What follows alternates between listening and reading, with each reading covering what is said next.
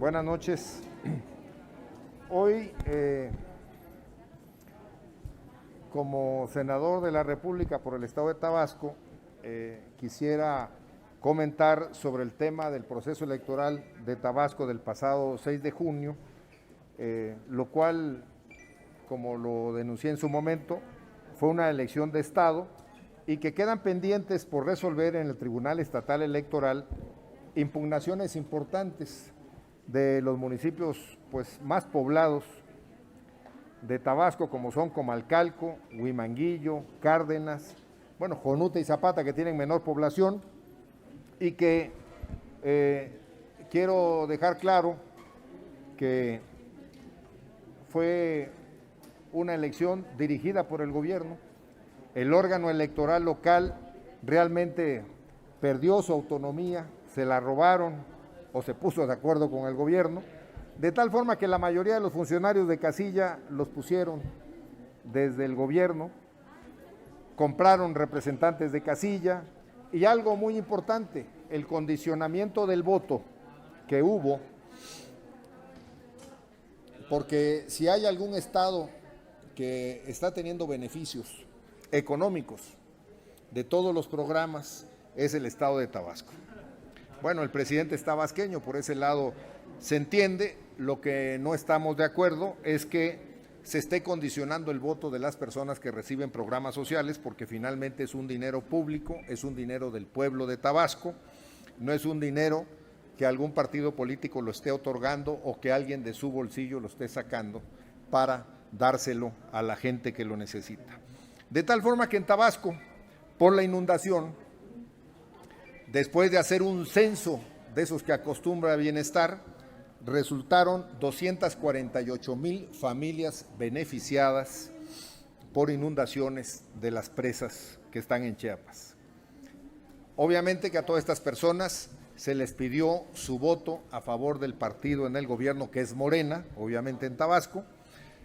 Comentarles que hay 42,000 jóvenes que supuestamente están construyendo su futuro y que les están dando cerca de 50,000 pesos al año en este programa, que lo he denunciado, que hay mucha corrupción, que hay mucha discrecionalidad y nada de vigilancia y supervisión, igual que el de Sembrando Vidas, donde hay 60,000 personas. Para que comparemos, el estado de Veracruz, que es el doble de población de Tabasco, tiene un número similar de personas que se benefician del Sembrando Vidas. Hay 60,000 personas que reciben este apoyo, tanto en Tabasco como en Veracruz, pero proporcionalmente sale avante el estado de Tabasco. De tal forma que entre los 248,000 beneficiarios de las inundaciones, que les dieron 20,000 pesos a cada uno, entre efectivo y enseres, los 42,000 personas que están recibiendo el Construyendo el Futuro y 60,000 de Sembrando Vida, estamos hablando de 350,000 beneficiados. De los 248,000 que reciben 20,000, son casi 5,000 millones de pesos que recibieron entre febrero, marzo y hasta posterior a la elección. Son 5,000 millones de pesos. De los 42,000 de Construyendo el Futuro, estamos hablando de 2,000 millones de pesos nada más en el año. Y de los de Sembrando Vida son 60,000 personas, de a 52,000 son cerca de 3,000 millones de pesos. Esto hace una bolsa pequeña de 10,000 millones de pesos contra la cual los demás partidos de oposición tenemos que competir. Mientras a los partidos de oposición nos disminuyen las prerrogativas por la austeridad, aquí están dilapidando el dinero con estos supuestos programas de gobierno. Y si le sumamos cerca de 100,000 personas adultas mayores a los cuales los tienen a través del programas de bienestar también muy vigilados, muy supervisados, prácticamente controlan a 450,000 electores, que es aproximadamente lo que sacaron de votos, un poquito más, porque también todavía se fueron a comprar el voto de muchos ciudadanos, a comprar credenciales de ciudadanos que son simpatizantes de otros partidos, aprovechando la pobreza. Unos pocos se benefician de mucho y la mayoría está en la pobreza en el estado de Tabasco. Además, algo que no debe de ocurrir es utilizar a la policía estatal para amedrentar a los opositores, atemorizar y encarcelar a operadores políticos de los partidos de oposición, en especial del PRD, y por otro lado utilizar a la misma policía, a fiscales, a la Guardia Nacional, para proteger la compra del voto y todo el operativo para mover a la gente en elecciones. Esto es lo que ocurrió en Tabasco, que vale la pena que se sepa, pero que además el Tribunal Estatal de Tabasco todavía no resuelve estos casos que están con impugnaciones válidas por tanto desaseo y tanto dinero que se utilizó en Tabasco. Y es así que aquí está el abogado del candidato Armín Marín del municipio de Zapata, que quiere comentar irregularidades además que hubo en su municipio, y pues yo le cedo la palabra al licenciado Jorge Reyes Vides, que vale la pena escuchar además de esto que les mencioné, otras aberraciones que hubo en el municipio de Emiliano Zapata. Adelante, Jorge. Sí, buenas noches. Gracias, señor senador. Gracias. Como todos ustedes saben, el pasado día 6 de junio se realizaron elecciones federales y locales en algunas entidades federativas del país. En el caso de Tabasco, tuvo una elección concurrente, esto es, se efectuaron elecciones federales y locales. En el caso de las elecciones locales, se renovó el Congreso del Estado y sus ayuntamientos. En la elección municipal de Emiliano Zapata, el PREPET dio en primera instancia un resultado entre la primera y la segunda fuerza de 7,182 votos para el Partido Verde Ecologista de México contra 7,141 del partido político Morena, una diferencia de 41 votos a favor del Partido Verde. 5 días después y a la conclusión del cómputo municipal, el resultado fue de 7,992 votos para el Partido Verde y 8,061 para Morena, diferencia a favor de Morena de 69 votos. Esto luego de una larga lista de irregularidades presentadas y denunciadas, y de las que daremos cuenta a continuación. El pasado 16 de junio, el Partido Verde Ecologista de México presentó un juicio de inconformidad, acompañado de 33 pruebas documentales, 20 de ellas documentales y 13 técnicas, que comprueban el total de irregularidades que se presentaron antes, durante y después del día de la elección. Citaré algunas de las más graves por su importancia. Número 1, bloqueos en un poblado que se llama Villa Chablé, realizados por el comisariado ejidal, simpatizantes del partido Morena y de manera destacada por policías estatales, los cuales tenían como objetivo impedir el acceso a todas las personas, ya fuera hacia Chetumal, Quintana Roo, o hacia el poblado Villa Chablé, municipio de Emiliano Zapata, Tabasco, impidiendo la libertad de tránsito a las personas y ejerciendo presión sobre los electores. En este poblado se instalaron 5 casillas, 678 básica, 678 contigua 1, 678 contigua 2, 678 contigua 3 y 678 contigua 4. Ese bloqueo impidió también que los ciudadanos se desplazaran a la casilla 679 extraordinaria 2, ubicada en el ejido Emiliano Zapata, sección Jobal. Consecuencia de lo anterior fue que la votación se inició después de las 9:30 de la mañana del día de la elección, es decir, hora y media de la hora señalada para iniciar la votación en todo el país. Tan solo esas 2 acciones ilegales son motivo para que el resultado de la votación de esas 6 casillas sea anulado por el Tribunal Electoral del Estado de Tabasco.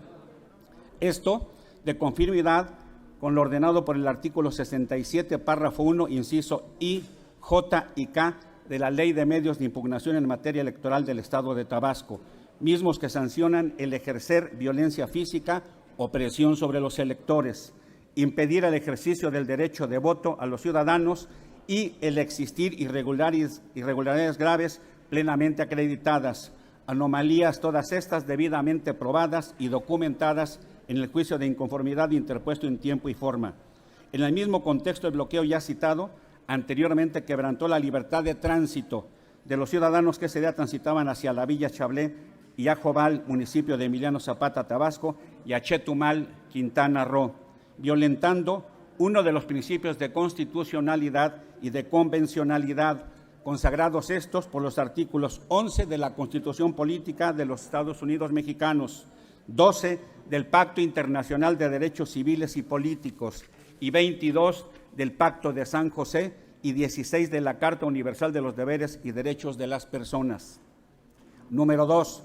Sustitución de funcionarios de las casillas electorales 672 básica, 672 contigua 1, 672 contigua 2, 674 contigua 2, 677, 677 contigua 2 y 677 contigua 3.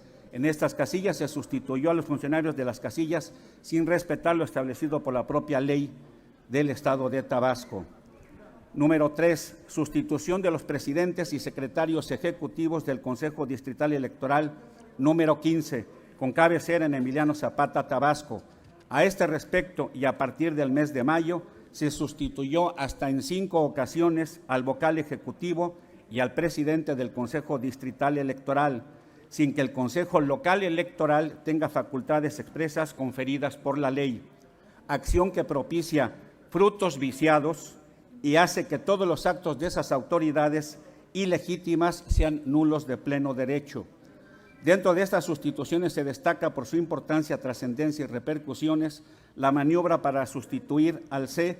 José Guadalupe Pérez Uc, quien, de conformidad con lo establecido por el artículo 262 de la Ley Electoral del Estado de Tabasco, aperturó los paquetes electorales para proceder al recuento total, incluido el paquete electoral de la casilla 621 contigua 1, el cual, al proceder a realizar el recuento de los votos de ese paquete y elaborar una nueva acta del punto de recuento, se encontró con la existencia de casi todas las boletas electorales, incluidas las de los partidos políticos, candidatos no registrados, nulos y sobrantes, sin aparecer 188 boletas electorales acreditadas en el acta de escrutinio de Morena a ellos y en el acta del Partido Encuentro Solidario a esta organización, con la salvedad de que la del PES coincidía con el acta que estaba contenida en el paquete electoral y con la del resto de los representantes de los partidos políticos.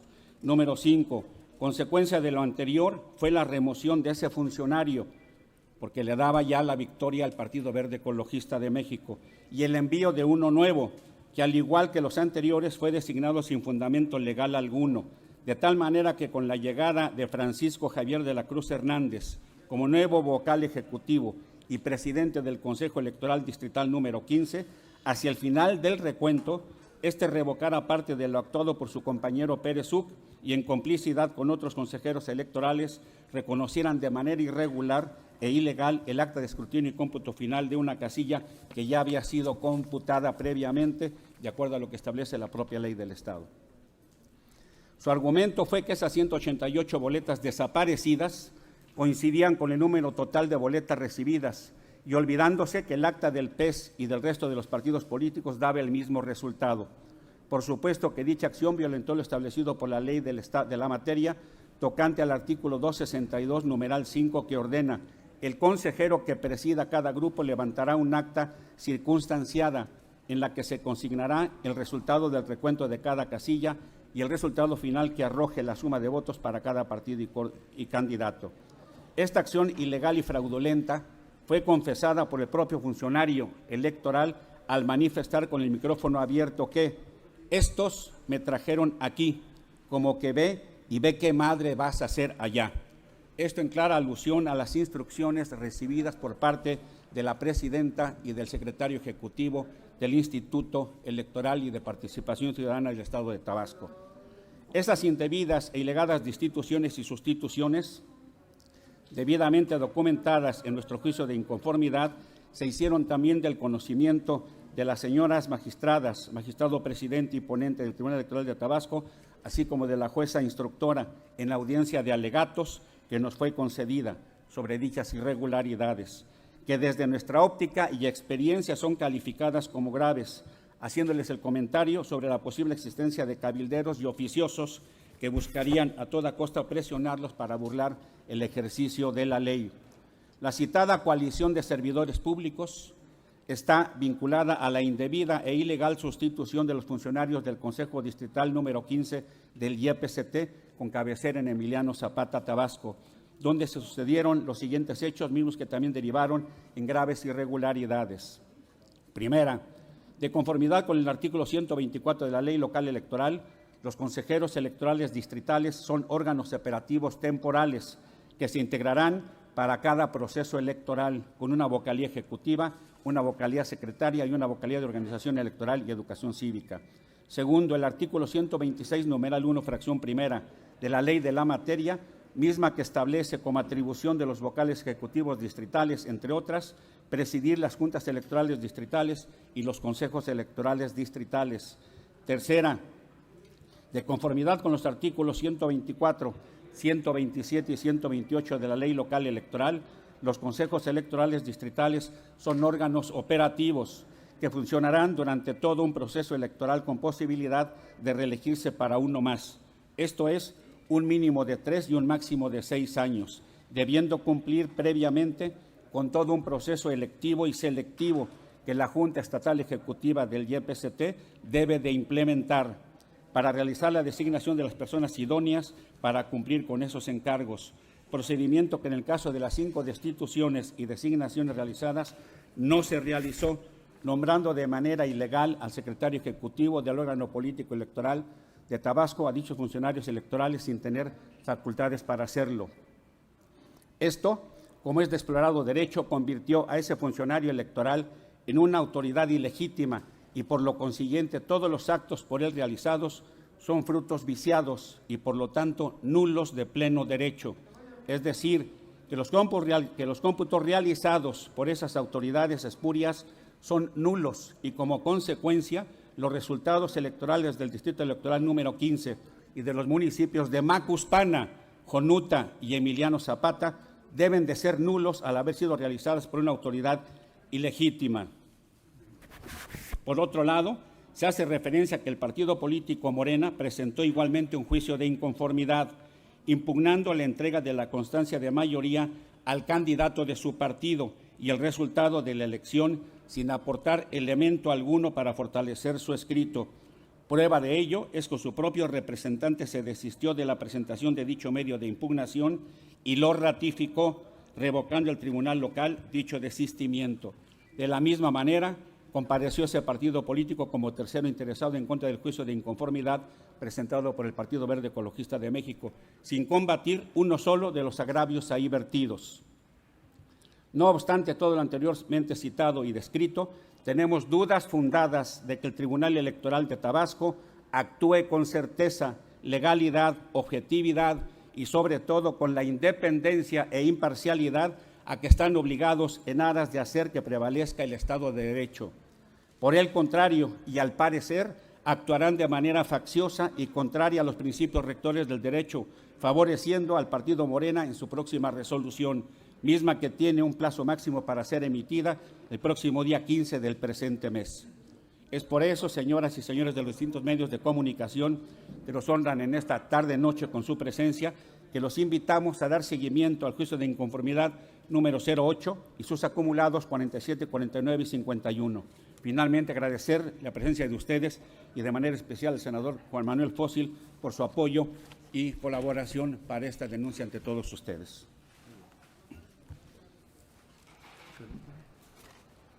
Pues esto es básicamente lo que queríamos comentar sobre lo que fue la elección, pues una elección de Estado en Tabasco, aunque se digan demócratas, la verdad es que están muy lejanos de serlo. Y si tienen alguna pregunta, sobre todo en este caso que está el abogado de Emiliano Zapata del municipio, pues pueden hacerlo. Si no, ha quedado todo perfecto. Perfectamente Pues claro. muchas gracias a todas, a todos, muy amables. Senador, solamente tiene aquí el compañero una pregunta, pero es de otro tema, ¿no importa? Pues a ver. Entonces le pregunta a Gerardo Segura de Azteca Noticias. Sí, temas generales, senador, muchísimas gracias. En relación a la inseguridad en México, hoy vemos cómo hay amenazas a periodistas de manera directa. Entonces, ¿qué hacer ante esto? ¿Hay que esperar nada más a lo que nos dicen desde Palacio Nacional, que todo se resolverá y que se investigará? ¿O hay que tomar ya acciones decididas en contra de esta situación, en contra de los narcotraficantes que cada día van tomando más posesión y terreno en el país? Sí, esto viene ocurriendo en el país ya desde hace varios años. Estados y municipios donde ha prevalecido mucho la presencia de la delincuencia organizada, y que han amenazado a diferentes medios de comunicación, han asesinado a periodistas, a dueños de periódicos. Esto ya trae un largo camino en México. Y bueno, últimamente que amenazaron a una periodista de un medio televisivo, donde pues los propios delincuentes sin ningún pudor están amenazando públicamente a esta persona y a otros más. Y bueno, el gobierno tiene la obligación de darle protección no solo a ella, sino a todos los periodistas y a todos los ciudadanos, y ya empezar a poner orden, porque también en la elección que acabamos de pasar el pasado 6 de junio, la denuncia de muchos ciudadanos de muchas partes del país es que también la delincuencia organizada participó inmiscuyéndose en la elección con sus candidatos, y esto es grave para el Estado de Derecho de nuestro país. Así que el presidente tiene una obligación legal y moral de ya ponerle un freno a tanto atropello de la delincuencia en la mayor parte del país. ¿Cabría interponer un punto de acuerdo, proponer un punto de acuerdo para que hubiera ya una propuesta, una postura más formal en este sentido, senador? Es posible.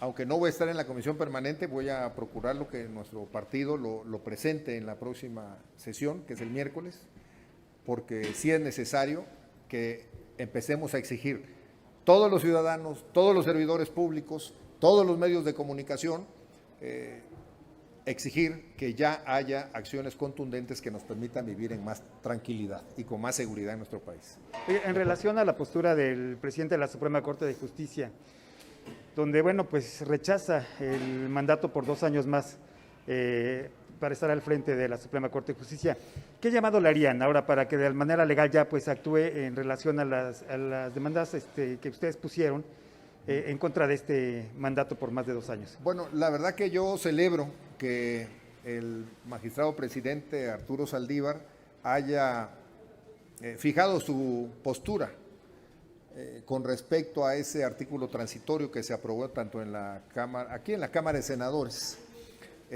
y que nos pasaron el strike a muchos senadores, porque eso no estaba en el programa, lo pasaron en el último momento. Qué bueno que el magistrado Arturo Saldívar esté él corrigiendo esta situación y aceptando que el mandato constitucional se vence en el 22 y que ese artículo transitorio no puede darle un mandato adicional hasta el 2024. Eso es algo incorrecto, ilegal, y qué bueno que él lo reconozca. Y además me da gusto que haya también avalado el cambio en el Tribunal Federal Electoral. Ojalá y con esto vayamos mejorando la impartición de justicia en México. ¿Le pedirían que ya resolviera de manera, en relación a las denuncias que ustedes han interpuesto, le pedirían que ya resolviera el fondo del asunto? Pues sería lo más correcto, que de una vez vaya a la Suprema Corte resolviendo las acciones de inconstitucionalidad que se han presentado. Eso sería lo adecuado para que ya quede totalmente determinado que no se le puede prolongar su mandato por leyes, por artículos transitorios que de manera incorrecta se aprobaron aquí en el Senado. Oiga, senador, tengo una duda en relación a la votación que hicieron ustedes. Votaron en contra de que procedía el desafuero en contra del diputado Mauricio Toledo.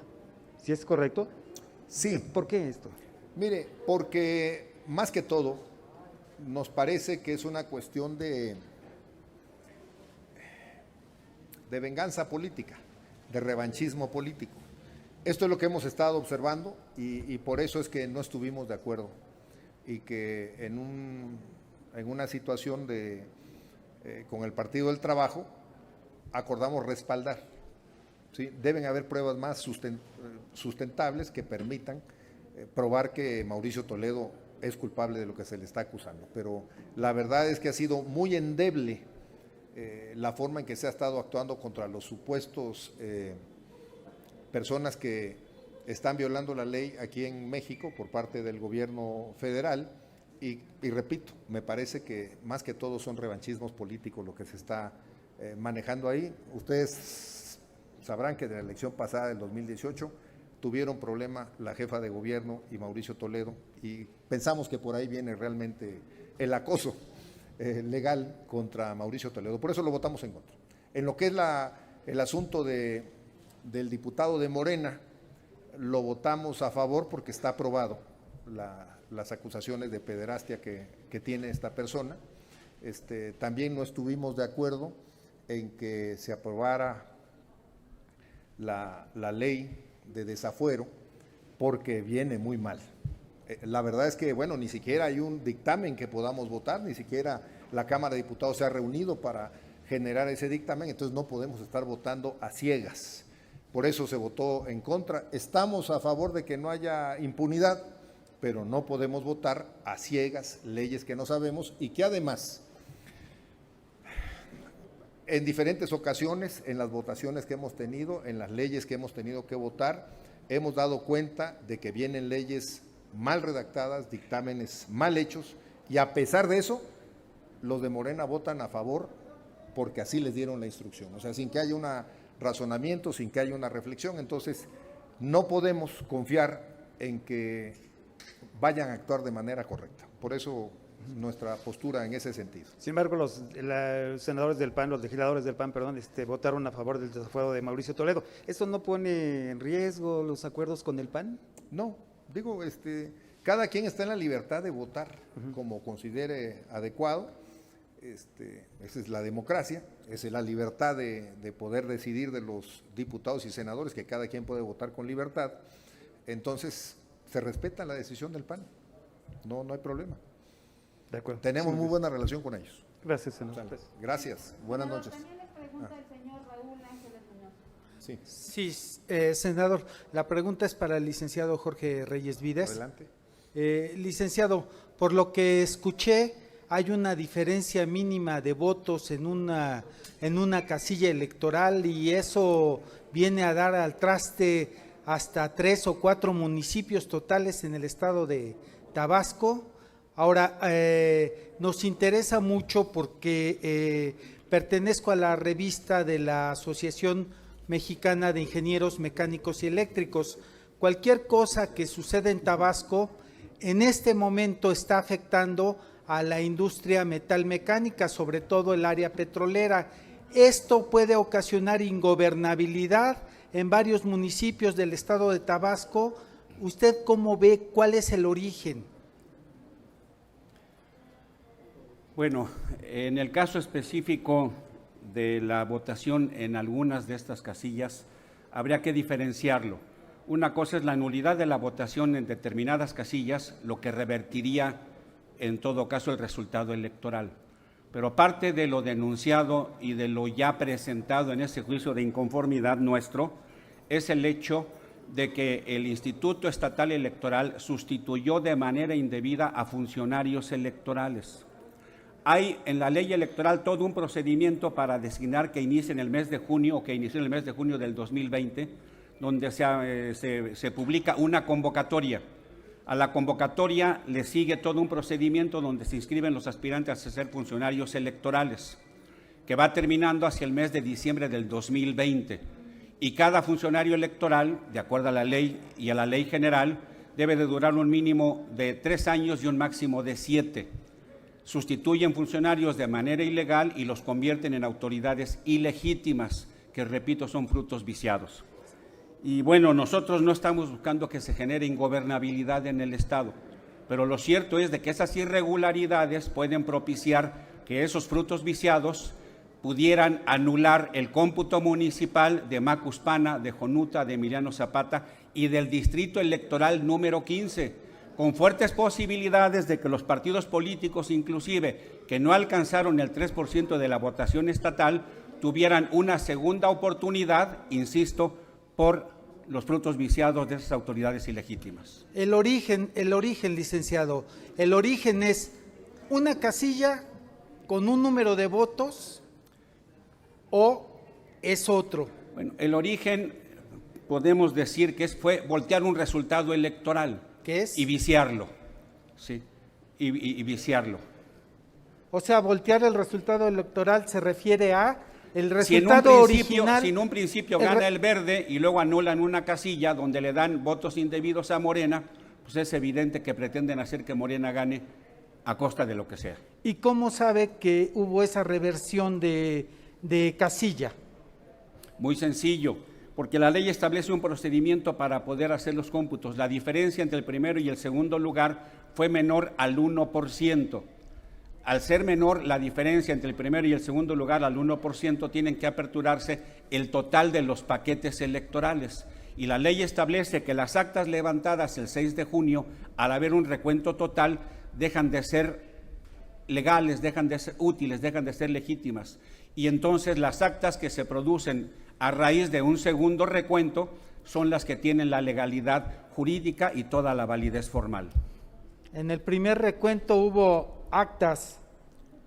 ¿Y cuál fue el resultado de esas actas? A ver, se lo vuelvo a leer, amigo, creo que si se lo vuelvo a leer, sí, que ya lo habíamos dicho, pero con todo gusto. En un primer recuento, el Verde saca 7,182 votos y Morena saca 7,141. Eso avalado Después, por todos los partidos. Esto excepto Morena. Y en un segundo recuento, donde le regalan a Morena o le aparecen a Morena 188 votos, la elección se revierte y entonces Morena tiene 8,061 y el Verde 7,992. O sea, esos 188 votos pueden dar al traste hasta con 4 municipios. Estos no, esto solamente, insisto, podría modificar y revocar el resultado de Emiliano Zapata. Lo que sí daría al traste es, una vez más, el haber designado de manera ilegal autoridades espurias, que sin tener personalidad realizan un cómputo municipal, un cómputo distrital, siendo frutos viciados y nulos de pleno derecho. Eso es comprobable. Comprobado en el juicio de inconformidad, y es lo que tiene que resolver el Tribunal Electoral de Tabasco, debidamente documentado con 33 pruebas documentales y técnicas. Muchas gracias. Sería todo, señor senador, señor abogado. Muchísimas gracias.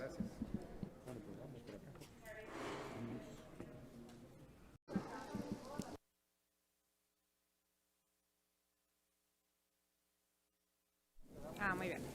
Listo, muchas gracias. Pues agradecemos mucho a los medios de comunicación por estar presentes aquí, para escuchar lo que tenemos que decir y denunciar, evidenciar la incongruencia del bloque opositor. En esta sesión fuimos testigos de que se legisló a medias, que se protegió a un fiscal que ha sido desmentido por parte del Poder Judicial y que ha sido señalado por delitos que merecen ser investigados, esclarecidos y en su caso sancionados. El tema del fiscal de Morelos no es un tema menor y, contrario a lo que se ha señalado como escudo por parte de algunos legisladores, la declaratoria de procedencia no implica ni esgrime ningún tipo de violación a sus derechos y mucho menos se violenta mandato judicial alguno. Lo que argumentó la sección instructora fue declarar la procedencia para que el fiscal Uriel Carmona Gándaro, el fiscal general de Morelos, pueda ser procesado por delitos inherentes al ejercicio ilícito del servicio público. En su momento, la transformación de las Procuradurías Generales de Justicia locales, que se transformaron en Fiscalías Generales de Justicia, pusieron en el centro la autonomía de los órganos investigadores de delitos. Pero eso no significa intocabilidad o pulcritud en todo su desempeño, sin cuidar ni respetar la ley constitucional.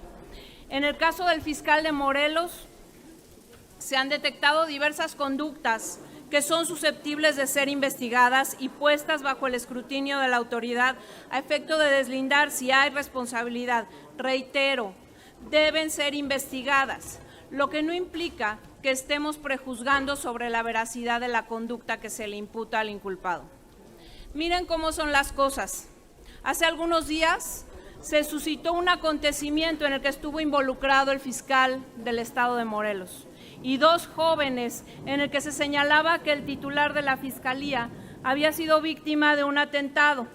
No obstante, un juez de control del estado de Morelos determinó que los 2 jóvenes fueron detenidos por el supuesto atentado en contra del fiscal de Morelos, que fueran liberados de inmediato al no ver indicios que confirmaran lo que el fiscal afirmaba sobre el ataque en su contra. Es decir, una autoridad judicial confirma que los jóvenes no participaron en el supuesto atentado como había señalado el fiscal, por lo que ordenó su inmediata liberación.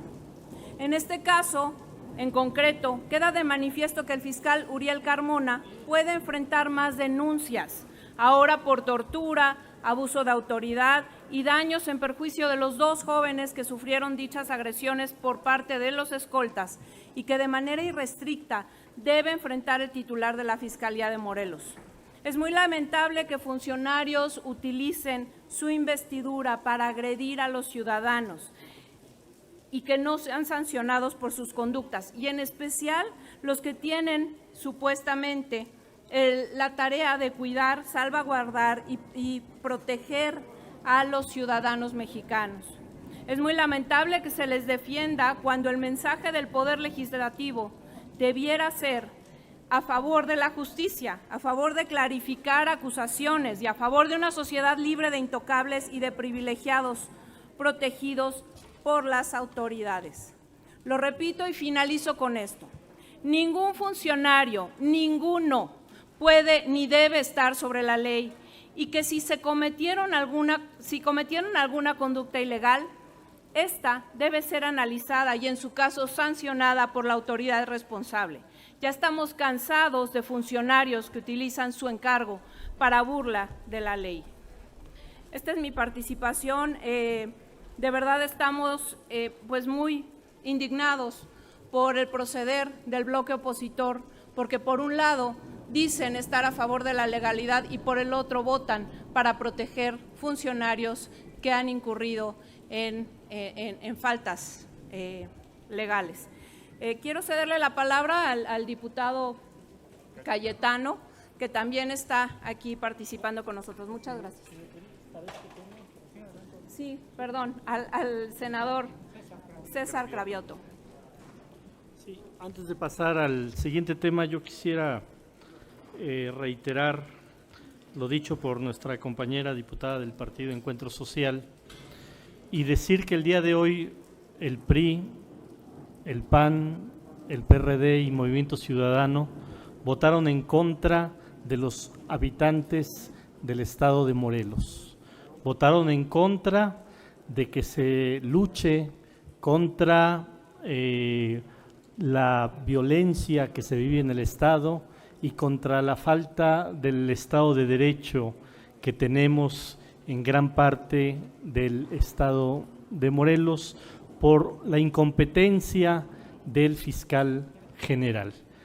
Un fiscal general que debería de estar trabajando para acabar con la violencia en el estado y lo que hace es utilizar su cargo justamente para torpedear esta lucha contra la delincuencia. Morelos es uno de los estados que está sufriendo el flagelo justamente de la delincuencia y el día de hoy tuvimos la oportunidad para que se fuera a la Cámara de Diputados el proceso de desafuero de este fiscal y estos partidos, otra vez reitero, PRI, PAN, PRD y Movimiento Ciudadano se opusieron a ello. Desde aquí, desde el Senado de la República, nos solidarizamos con el gobernador del estado de Morelos, que va a seguir en su lucha porque no haya impunidad y porque desde la Fiscalía General no se siga aplazando justamente el que todos los morelenses tengan acceso a la justicia. Nada más que quede claro, cada vez que estos partidos digan que hay violencia en Morelos, les vamos a decir, por culpa de ustedes, sigue la violencia en el estado de Morelos.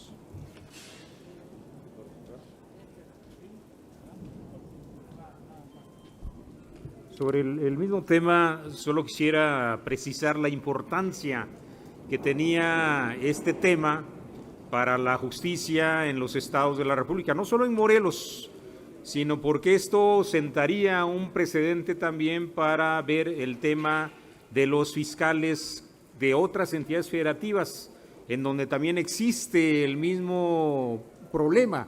Fiscales que en lugar de estar procurando la justicia, que es su misión, están obstruyéndola. Y me refiero a esto precisamente porque yo vengo del estado de Veracruz, y en Veracruz el procedimiento que se inició para quitar al fiscal de Veracruz, Jorge Winkler, fue muy azaroso, muy difícil, precisamente porque no se tenían los instrumentos para someterlo a la justicia. Y entonces ahora que está este procedimiento para un fiscal, todos los demás fiscales que han puesto los partidos de oposición, los partidos de este bloque, los partidos del PAN, del PRI, del PRD, del Movimiento Ciudadano, en sus respectivas entidades, ahora van a hacer un frente común, ahora están haciendo o van a llevar a cabo acciones comunes precisamente para protegerse de lo que pudiera resultar, lo que hubiera podido resultar de una decisión de la Cámara de Diputados en este sentido. Por eso ahora pues la Cámara ya no va a poder conocer de este asunto en este periodo, se obstruye el proceso de administración de justicia, no solo para Morelos, sino para también todas las entidades federativas de nuestro país, donde hay fiscales impuestos, que son fiscales puestos para obstruir la justicia en vez de procurarla. Gracias, sería todo.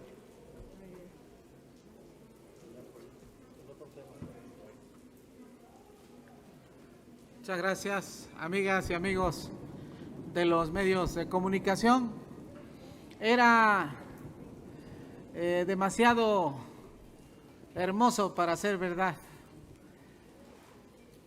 Tuvimos en comisión, en la primera comisión de Gobernación, Justicia y Puntos Constitucionales, la discusión de este asunto, pasó el dictamen, pero ya sabíamos que algo había detrás de este dictamen y fue precisamente confirmar lo que finalmente sucedió. Se votó por separado y nos extrajeron los asuntos que también son importantes en materia, sobre todo de procuración de justicia. Pasan los desafueros, pasan dos temas para erigirnos como jurado de procedencia, pero los otros dos asuntos nos los dejan al margen. No quiero especular, pero no somos ingenuos. Quienes conducen la comisión permanente algo pudieran haber hecho mejor, o tal vez estuvieron de acuerdo en que finalmente estos acontecimientos sucedieran como al final resultaron. Lamentamos mucho que en el asunto del fiscal del estado de Morelos se haya impedido que pudiésemos ir a el segundo periodo extraordinario para definir jurídicamente si los fiscales generales estatales tienen o no fuero constitucional. Se protege, se les da un manto de impunidad desde el momento en que votan en contra de que podamos ir a atender este asunto en la instancia idónea, que es la Cámara de Diputados o el jurado de procedencia en su caso de los dos desafueros. Concretamente, el asunto es que el alegato que presentó la oposición es de extraviado derecho, no procede el alegato de que por una suspensión nosotros incurriríamos en un desacato, simple y llanamente porque nosotros, como comisión permanente, me ubico como comisión permanente, no como Cámara de Diputados, no tenemos ninguna facultad para involucrarnos en la materia que son los temas de desafuero. No violamos nosotros ninguna suspensión si hubiésemos acordado y validado el segundo periodo extraordinario. Ninguna violación a ninguna suspensión de ningún amparo, de ninguna índole ni naturaleza.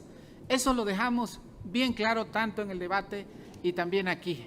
Fue un argumento falaz, sin ningún fundamento, porque sobre todo cuando dicen que va a haber un desacato, nosotros refutamos de que técnica y legalmente, si no estamos señalados la Comisión Permanente como una autoridad responsable, no violamos ningún proceso de carácter legal. Se quiso decir, bajo el amparo del discurso de que debemos de respetar la división de poderes. Bueno, pues en todo caso debiera de respetarse al poder legislativo, porque el poder legislativo en materia de desafueros es soberano.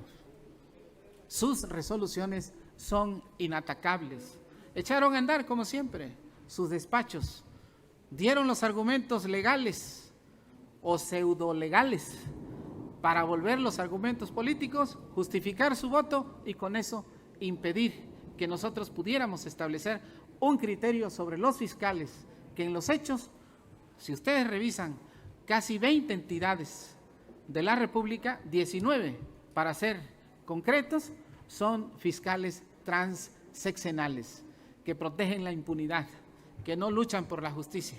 Y por eso mismo me sumo al pronunciamiento del compañero senador César Cravioto, toda nuestra solidaridad con las víctimas, con los justiciables y con el pueblo del estado de Morelos. Hoy quedó muy claro que quienes se opusieron a establecer un criterio legal constitucional en el tema de fiscales generales estatales fue el PRI, el PAN, el PRD y Movimiento Ciudadano. Muchas gracias, amigas y amigos.